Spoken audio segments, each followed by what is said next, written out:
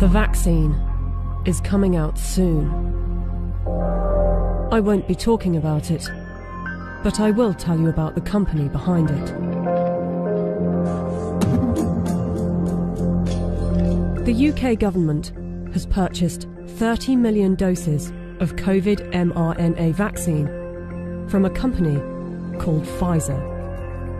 The vaccine is due to be delivered in November, with the potential of 100 million doses by the end of the year and 1.3 billion doses next year.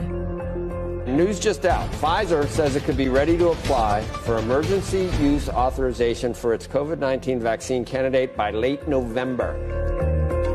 It won't be mandatory at the beginning, but judging from the large orders, a gradual plan will be implemented to persuade and incentivize people to take the vaccine and put restrictions on people that don't, along with shaming campaigns. I want to tell them that their decision, they need to understand, will not affect only their lives, which at the end of the day, it is their judgment, but will affect the lives of others. Because if they don't vaccinate, they will become the weak link that will allow this virus to replicate.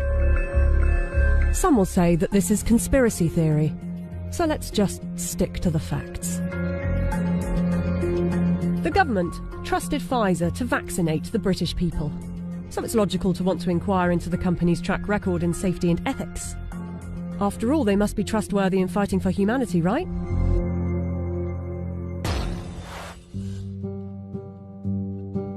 Pfizer made itself one of the largest pharmaceutical companies in the world by purchasing its competitors and through aggressive marketing tactics.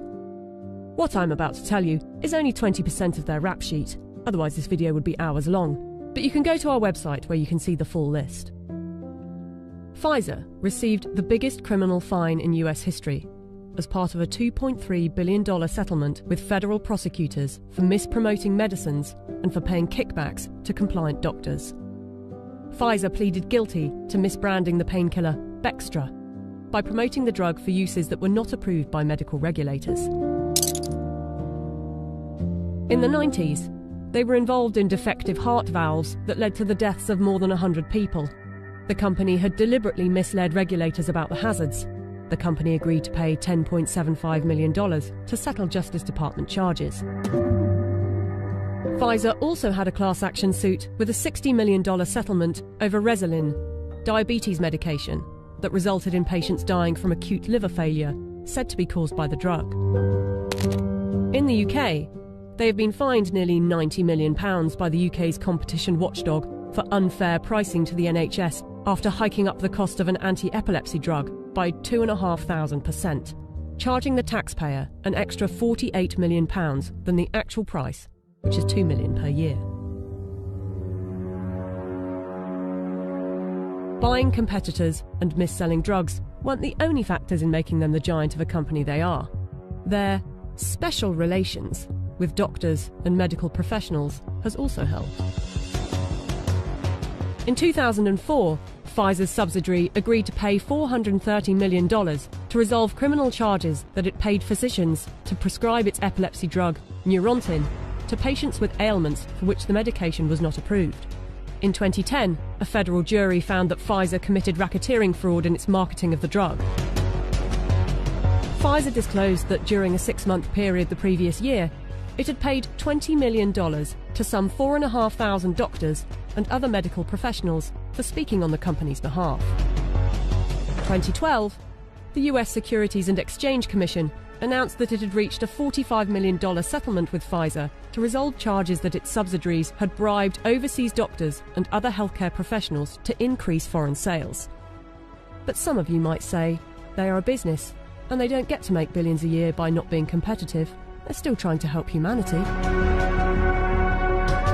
Pfizer was sued in a US federal court by Nigerian families who accused the company of testing a dangerous new antibiotic called Trovan on children without parents' consent and using their children as human guinea pigs.